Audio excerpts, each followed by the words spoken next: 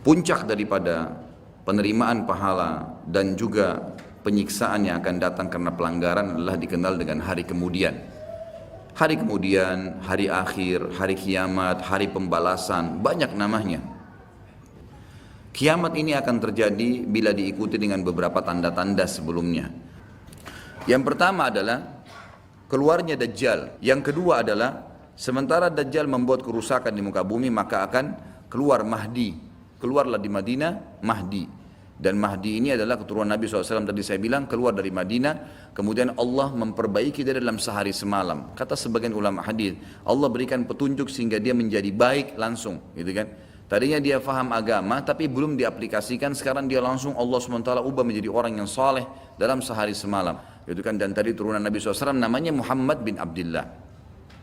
Maka dia pun akhirnya didatangi oleh orang-orang yang pada saat itu sudah tahu tentang keluarnya Dajjal, sudah informasi menyebar. Maka mereka juga sudah tahu ada orang yang akan membentuk pasukan dari Madinah namanya Muhammad bin Abdullah. Lalu mereka carilah keturunan Nabi SAW itu, lalu ditemukan.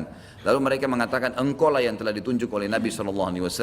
Maka keluarlah memimpin kami untuk memerangi Dajjal. Dia pun awalnya menolak sampai dia pergi ke Mekah, kata Nabi SAW, lalu diikuti oleh 300 orang masyarakat membaiatnya. Lalu terbentuklah pasukan muslimin yang tidak tahu Allahu alam berapa jumlahnya pada saat itu. Lalu mereka menuju ke Palestina dan akhirnya mampir di Masjid Darul Baidha tadi, menara putih yang tujuannya untuk mengerjakan sholat asar. Dan pada saat itu terjadilah tanda-tanda kiamat besar ketiga, Isa alaihissalam akan turun. Kata Nabi SAW, Isa alaihissalam akan turun, rambutnya basah, meneteskan air dan memegang dua sayapnya malaikat. Sebagian ulama hadis mengatakan pada saat itu kaum mukminin akan melihat malaikat yang membawa Isa alaihissalam. Kemudian dia turun dan dia masuk. Kemudian kata Nabi SAW, Mahdi adalah salah satu orang yang Nabi sholat jadi makmum di belakangnya. Karena waktu turun Nabi Isa, orang sudah tahu semua ini akan turun, lagi berkumpul gini mau sholat, pas mau iqamah sholat Isa alaihissalam turun. Dan orang-orang sudah mengatakan Isa sudah datang. Jadi informasi pasti, bukan lagi yang diragukan, bukan masih nebak ini Isa atau bukan, mereka sudah tahu. Lalu kemudian Mahdi mengatakan, silakan memimpin hai Nabiullah. Kata Nabi Allah, imam dari diri kalian, dari kalian sendiri, dari kaum muslimin. Maka akhirnya dia pun menjadi imam. Kemudian terbentuklah pasukan tersebut, tiba di Babulut. Pada saat tiba di Babulut, ya, tiba di Palestina, maka Dajjal tidak tahu yang datang ini siapa. Disebarkan berita oleh pengikutnya mengatakan, hai Dajjal, sudah datang pasukan yang ingin memerangi kita. Lalu Dajjal mengatakan, siapa yang berani mengalahkan saya? Siapa yang bisa? Bukakan pintu gerbang, kita tantang. Dia nggak tahu kalau Isa alaihissalam yang datang. Kemudian pada saat dibukakan, Dajjal dengan sombongnya, dia tahu dia tidak mati, punya kekuatan super yang luar biasa. Begitu dibuka pintu gerbang, dia sengaja nunggu di pintu gerbang untuk menunjukkan, mendemonstrasikan kemampuannya di depan para pengikutnya. Ternyata waktu dibuka pintu gerbang, Isa alaihissalam di depan pasukan muslimin. Dan akhirnya begitu melihat Isa, dia coba melarikan diri dan badannya meleleh seperti melelehnya lilin, gitu kan. Jalan terus meleleh sampai akhirnya Isa alaihissalam mengejarnya sambil mengatakan, wahai musuh Allah, sudah saatnya kau mati. Diletakkan di tanah, ditekan oleh Isa alaihissalam, lalu kemudian ditombak di antara dua matanya dengan tombak emas, yang akhirnya membuat Dajjal mati. Maka pada saat itu selesailah urusan orang-orang Yahudi ini, dan Isa alaihissalam akan memimpin di muka bumi selama, ada riwayat mengatakan 7 tahun, ada yang mengatakan 40 tahun. Membuat keadilan, dan Isa akan membunuh semua babi, menghancurkan semua salib, dan tidak ada rumah satupun kata Nabi SAW di muka bumi kecuali akan masuk ke dalam Islam, baik dalam keadaan mulia ataupun menolak, terhina. Jadi sudah tidak ada, seluruh muka bumi ini akan jadi Islam pada saat itu.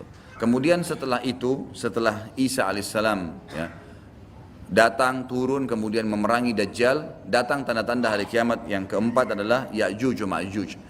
Kata Nabi SAW, Allah berfirman kepada Isa, wahai Isa, aku akan keluarkan hamba-hambaku yang kau tidak akan mampu untuk melawannya. Maka keluarlah Ya'juj wa Ma'juj dari dua gunung yang sedang dihimpit. Dalam riwayat yang lain dikatakan bahwasanya Ya'juj wa Ma'juj setiap hari menggali gunung itu, berusaha untuk keluar. Tapi mereka pada saat tiba malam hari karena kecapean mereka istirahat, Allah Subhanahu wa taala tutup kembali gunung itu. Sehingga besok mereka memulai lagi dari awal. Sampai nanti di saat waktunya mereka dikeluarkan oleh Allah Subhanahu wa taala. Sampai saatnya nanti mereka dikeluarkan oleh Allah Subhanahu wa taala. Jadi memang cerita tentang mereka ini akan keluar disampaikan dalam banyak riwayat. Kemudian setelah itu mereka akan keluar dengan hikmah Allah Subhanahu wa taala, dan Isa alaihissalam menyelamatkan dirinya bersama orang-orang beriman di atas gunung. Dan ada beberapa riwayat menyebutkan di Gunung Tur. Ya. Gunung Tur ini ada di Palestina kalau tidak salah, dan ada surah At-Tur menjelaskan masalah itu.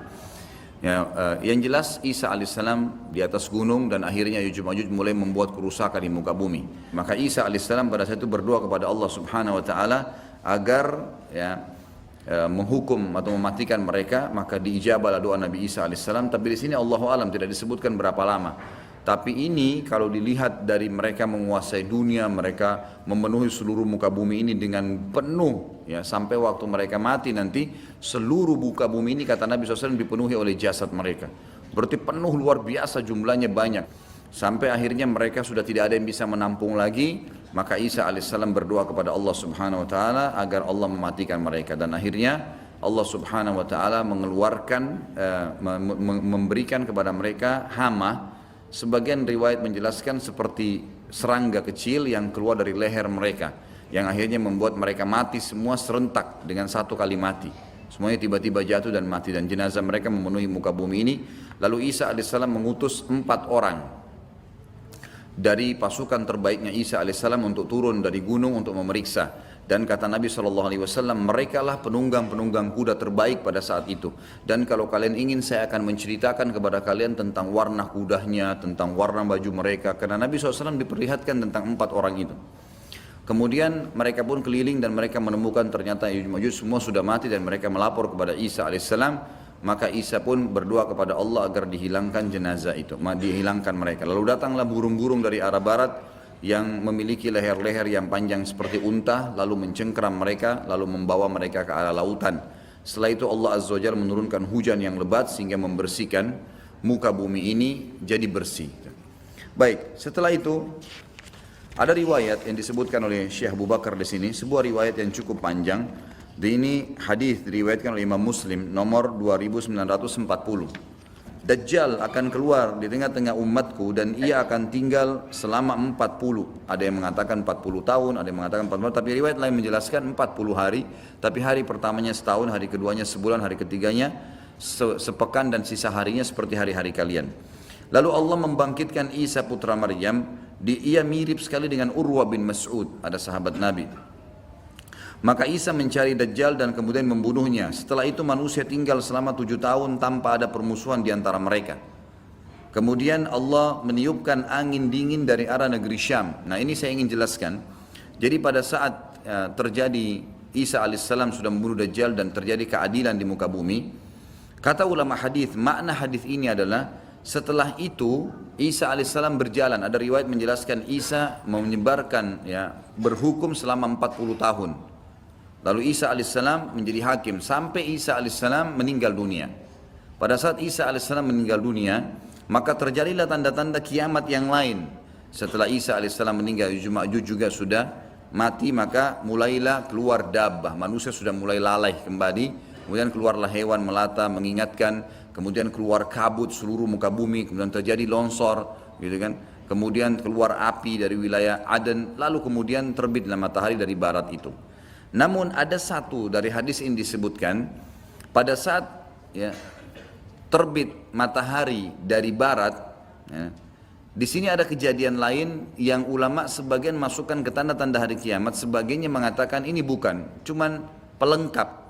Setelah matahari terbit dari barat, yang kata Nabi SAW, pada saat itu tidak akan lagi berguna jiwa yang meminta taubat. Dalam riwayat Bukhari dikatakan, taubat akan diterima oleh Allah selama matahari belum terbit dari barat. Kata Nabi SAW dalam hadis yang saya bacakan riwayat Muslim, setelah itu manusia tinggal selama 7 tahun tanpa ada permusuhan di antara mereka. Yang dimaksud di sini adalah mereka setelah kejadian-kejadian besar, Isa alaihissalam mati, setelah 40 tahun buat keadilan, setelah Isa alaihissalam mati ada 7 tahun setelah itu lagi tambahan jadi 47 tahun. Tapi setelah Isa meninggal 7 tahun tidak ada permusuhan di antara manusia. Kemudian Allah meniupkan angin dingin dari arah negeri Syam. Nah, ini arah angin dingin, ini adalah terjadi setelah terbitnya matahari dari barat. Maka tidak seorang pun di muka bumi ini yang di dalam hatinya masih ada kebaikan atau iman, melainkan pasti angin itu merenggut nyawanya.